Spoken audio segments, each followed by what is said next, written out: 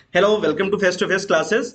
आज इस वीडियो में हम लोग क्लास 6 की history chapter number 1 what where how and where पढ़ेंगे। क्या, कब, कहां और कैसे।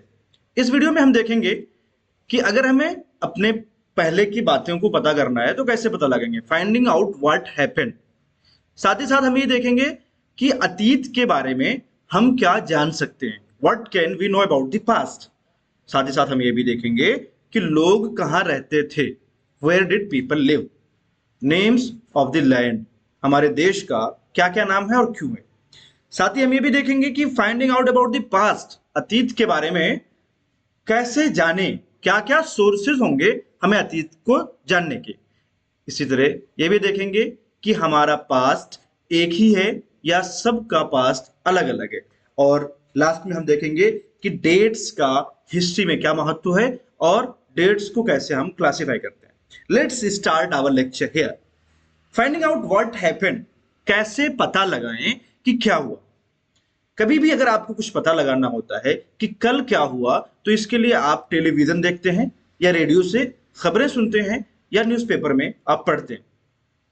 लेकिन अगर आपको पिछले साल या 2-3 सालों की पुरानी बात जाननी हो, आपको ये जानना हो कि कोरोना काल में लोगों को क्या क्या परेशानियां झेलनी पड़ी, तो इसके लिए आप किसी ऐसे व्यक्ति से मिलते हैं जो उसके बारे में अच्छे से जानता हो। इसी तरीके से अगर आपको बहुत पहले की बात जाननी है, लॉन्ग लॉन्ग एगो की बात जाननी है, तो इसके लिए आपको सोर्सेज की जरूरत पड़ती है। और हम इस तरह से जो स्टडी करते हैं उसी को हम इतिहास कहते हैं।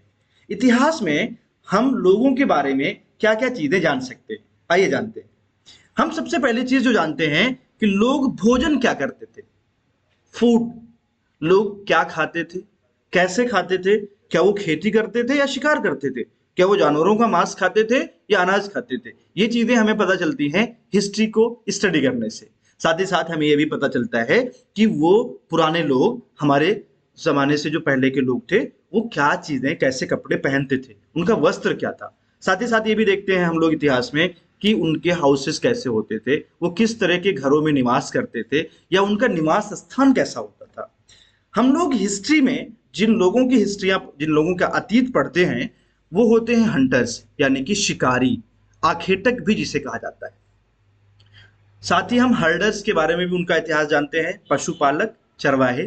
फार्मर्स यानी कि किसानों, कृषकों के भी हम बारे में जानते हैं। रूलर्स यानी शासकों के बारे में भी हम जानकारी प्रदान करते हैं, हिस्ट्री में ग्रहण करते हैं। साथ ही साथ merchants, priest, craft person, artisans, musicians and scientist, यानी कि व्यापारी, पुरोहित, शिल्पकारों, कलाकारों, संगीतकारों और वैज्ञानिकों के भी बारे में हम इतिहास में अध्ययन करते हैं। हमारे सामने सवाल पैदा होता है कि पुराने जमाने में लोग रहते कहाँ थे, where did people live. Bharat के कॉन्टेक्स्ट में अगर देखा जाए तो कुछ नदियां हैं और कुछ पहाड़ी हैं जहां पर भारत के पुराने लोग निवास करते थे। उनमें से एक है नर्मदा नदी, नर्मदा रिवर। और इसके अलावा सुलेमान और किरथार की पहाड़ियां, गारो एंड विंध्यास, गारो हिल्स और Vindhya range, river Indus and its tributaries, Sindhu नदी तथा इसकी सहायक नदियां, river Ganga and its tributary Son, Son नदी, गंगा नदी और उसकी जो सहायक नदी है सोन। आइए हम देखते हैं इसका लोकेशन क्या है। देखिए, सबसे पहले हमने देखा किरथार रेंज। आप रेड मार्किंग देख सकते होंगे, किरथार रेंज में मार्क कर रहा हूं। और ये सुलेमान हिल्स रेंज है, यहां पर पुराने जमाने में भारतीय लोग रहते थे।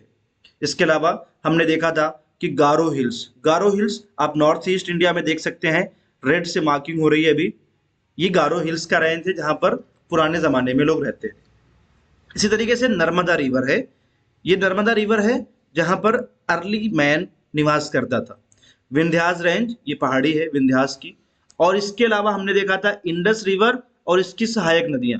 आप लोग देखिए हाईलाइटेड पॉइंट में कि कैसे इंडस रिवर और इसकी जो सहायक नदियां हैं, झेलम, चेनाब, रावी, सतलज, ये सब इंडस नदी की सहायक नदियां हैं। इन सब क्षेत्रों में प्राचीन समय में लोग निवास करते थे। साथ ही साथ गंगा रिवर है और गंगा रिवर की जो ट्रिब्यूटरी है, यानी कि उसकी सहायक नदी, सोन नदी।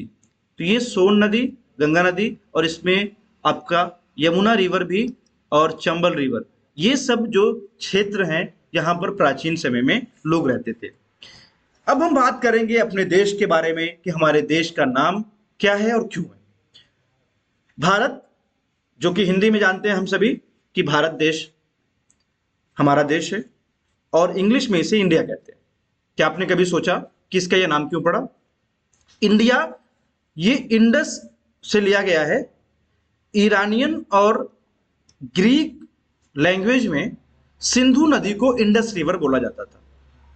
इसी वजह से सिंधु नदी के दूसरी साइड में जितने सारे जगह हैं उसे इंडिया का नाम दिया गया। इतिहास में इंडस रिवर के दूसरी साइड में ग्रीक भाषा, ईरानियन भाषा में इसको इंडिया कहा गया। भारत शब्द जो है ये प्राचीन समय से लिया गया है। अगर आप ऋग्वेदा में देखें तो भारत का वर्ड आता है। प्राचीन समय में दुष्यंत और शकुंतला के बेटे भरत के नाम पर हमारे देश का नाम भारत पड़ा। तो ये दोनों ही हमारे देश के नाम हैं और दोनों बहुत यूनिक हैं और इनका वजह भी बहुत अहम है जो याद रखना है आपको। साथ ही साथ हम ये देखेंगे कि अगर हमें इतिहास के बारे में जानना है तो हम इसके बारे में पता कैसे लगाएंगे। Finding out about the past, अतीत के बारे में कैसे जानें। कभी भी अतीत के बारे में जानने के लिए हमें जिस चीज की जरूरत पड़ती है उसे हम सोर्सेस कहते हैं, जिसे हिंदी में स्रोत कहा जाता है। स्रोत एक ऐसा माध्यम है जिसकी सहायता से हम इतिहास को बिल्कुल सच्चाई की तरह अध्ययन करते हैं। और दो इंपॉर्टेंट चीजों की हमें जरूरत पड़ती है। एक होती है रिटेन सोर्सेज, हमने अपने इंट्रोडक्टरी वीडियो में भी देखा था रिटेन सोर्सेज, और दूसरी जो चीज होती है उसे हम आर्कियोलॉजिकल सोर्सेज कहते हैं। इन दोनों सोर्सेज के जरिए से ही हम लोग इतिहास की स्टडी करते हैं। आइए हम देखते हैं कि रिटेन सोर्सेज में क्या क्या चीजें हो सकती हैं। मैन्युस्क्रिप्ट्स, मैनु मीन्स होता है हैंड, मैनु मीन हैंड। स्क्रिप्ट मतलब होती है लिखावट, यानी हाथ से अगर कोई भी चीज लिखी गई है, प्रोड्यूस की गई है तो उसे हम मैन्युस्क्रिप्ट्स, जिसे हिंदी में पांडुलिपि बोलते हैं। दूसरी जो चीज होती है इंस्क्रिप्शंस, किसी बड़े से पत्थर पर या किसी दीवार पर या जमीन पर ही अगर कोई चीज लिख दी जाए उसे इंस्क्रिप्शंस या अभिलेख कहा जाता है। इसके अलावा कुछ यूटेंसिल्स होते हैं, ये आर्कियोलॉजिकल सोर्स है। आर्कियोलॉजी यानी कि खुदाई से जो चीजें प्राप्त होती हैं किसी भी जगह पर, तो वहां से जो बर्तन मिलते हैं उनसे भी हम इतिहास की स्टडी करते हैं। कुछ सिक्के मिलते हैं हमें पुराने जमाने के, जिनके जरिए से हम अपने इतिहास को जानते हैं, अतीत को जानते हैं। तो अभी हम देखेंगे कि इंपॉर्टेंट टर्म्स क्या हैं इतिहास से रिलेटेड। अगर हम इतिहास को का अध्ययन कर रहे हैं तो हमें क्या क्या टर्म्स देखने होते हैं। एक शब्द होता है आर्कियोलॉजी, जिसे हिंदी में पुरातत्व कहा जाता है। पुरातत्व एक ऐसा ज्ञान है, एक ऐसी साइंस है जिसमें किसी भी साइट, किसी भी जगह का अध्ययन किया जाता है खुदाई के जरिए से। जो अवशेष होते हैं पुराने जमाने की, उसकी जब खुदाई की जाती है उससे जो ज्ञान प्राप्त होता है उसे ही हम पुरातत्व कहते हैं। जो लोग ये काम करते हैं उन्हें आर्कियोलॉजिस्ट या पुरातत्वविद कहा जाता है। समझ में आई बात? अब एक और टर्म यूज होता है हिस्टोरियंस, इतिहासकार। इतिहासकार वो लोग होते हैं जो ऐतिहासिक बातों का अध्ययन करते हैं और उसमें अपने व्यूज भी देते हैं, अपने राय देते हैं कि क्या ये चीजें कैसे हुई और इसके पीछे का क्या लॉजिक है। साथ ही साथ सोर्सेज यानी कि स्रोत, जब भी हम इतिहास पढ़ रहे होते हैं तो हमें स्रोत की जरूरत पड़ती है। बिना स्रोत के, बिना सोर्सेज के कोई भी हिस्ट्री नहीं हो सकती है। इसके अलावा एक टर्म यूज होता है डेसिफरमेंट। डेसिफरमेंट का मतलब होता है अज्ञात लिपि का अर्थ निकालना। हमें जो मैन्युस्क्रिप्ट्स या जो इंस्क्रिप्शंस मिलते हैं वो आज की भाषा में नहीं होते, वो संस्कृत में होंगे, पाली में होंगे, ब्राह्मी होंगे। इन सारी भाषाओं के अध्ययन करना और इन पांडुलिपियों को पढ़ के समझने का ज्ञान ही डेसिफरमेंट कहा जाता है, यानी कि अज्ञात लिपि का अर्थ निकालना। अब एक बड़ा सवाल खड़ा होता है कि क्या पूरी दुनिया का सिर्फ एक ही इतिहास है या अनेक है? तो आपको ये बात बता देनी बहुत जरूरी है कि जैसे एक देश में या पूरी दुनिया में अलग अलग प्रकार के लोग रहते हैं, उनका अलग अलग संस्कृति है, अलग अलग भाषा है, अलग अलग रहन सहन है, इसी प्रकार से पूरी दुनिया में तमाम लोगों का इतिहास एक जैसा नहीं, बल्कि हर एक का इतिहास अलग और अनोखा है। अब सबसे महत्वपूर्ण बात जिस पर हमें बात करनी है वो है व्हाट डू डेट्स मीन। तिथियों का मतलब होता क्या है। इतिहास में जब भी हम देखते हैं तिथियों की भरमार होती है और हम इन्हीं डेट्स को देखकर डर जाते हैं कि ये तो बहुत मुश्किल है, हम कैसे याद रखें। लेकिन आपको बता दूं कि इतिहास में डेट्स को बहुत ट्रिक से याद रखा जाता है। ये कोई मुश्किल काम नहीं है, बहुत ईजी है। लेकिन अभी ये चीज आप समझ लें कि जब भी कभी आप हिस्ट्री में देखते होंगे बीसी लिखा हुआ रहता है, इसका मतलब होता है before Christ. BCE before Christ era, AD anno domini, CE Christ era। क्यों होता है, कैसे होता है, अभी बता रहा हूं मैं। देखिए, जीसस क्राइस्ट जिन्हें ईसा मसीह कहा जाता है, जिस साल इनका जन्म हुआ उस साल से ही एक नया सन शुरू होता है जिसे हम ईसवी कहते हैं। ये बात क्लियर है।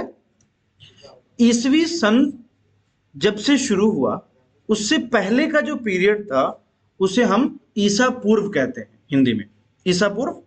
और जब ईसा अलैहिस्सलाम जीसस क्राइस्ट ईसा मसीह का जन्म होता है उसके बाद का जो पूरा पीरियड है उसे हम ईसवी कहते हैं और इसी को एडी या सीई कहते हैं। आइए हम इसकी डेफिनेशन देखते हैं। BC before Christ, Jesus Christ के बर्थ से पहले। Anno domini in the year of lord that is Christ, यानी कि एनो डोमिनी यानी कि जिस साल, ये जीसस क्राइस्ट का साल कहा जाता है। एनो डोमिनी को कॉमन एरा भी बोलते हैं। क्यों? क्योंकि ईसवी एक कॉमन एरा है जो सभी लोग यूज करते हैं। और कॉमन एरा से पहले बिफोर कॉमन एरा बीसीई, जो बीसी है this is also BC and AD is also C. Okay, now let's summarise our lecture. आज हमने देखा कि इतिहास को हम क्यों पढ़ते हैं, क्या क्या चीजें हमें पता चलती हैं इतिहास से। साथ ही साथ हमने देखा कि प्राचीन समय में भारत में लोग कहाँ कहाँ पर आबाद थे। तो हमने देखा कि ज्यादातर लोग नदियों के पास थे। कृष्णा नदी है, गंगा नदी है, उसकी जो सहायक नदी है सोन नदी, इसके अलावा सिंधु नदी और उसकी सहायक नदियां हैं। ये वो क्षेत्र हैं जहां पर प्राचीन मानव निवास करता था। इसके साथ ही आपने देखा कि कुछ पहाड़ी रेंज हैं जैसे गारो हिल्स, सुलेमान और किरथार रेंजेस, विंध्या और सतपुड़ा की जो रेंजेस हैं वहां पर भी लोग रहते थे पुराने जमाने में। तो आज का लेक्चर यहीं समाप्त करते हैं। Thanks for watching, like the video and comment below. If you did not subscribe it, please subscribe our channel. Thank you so much.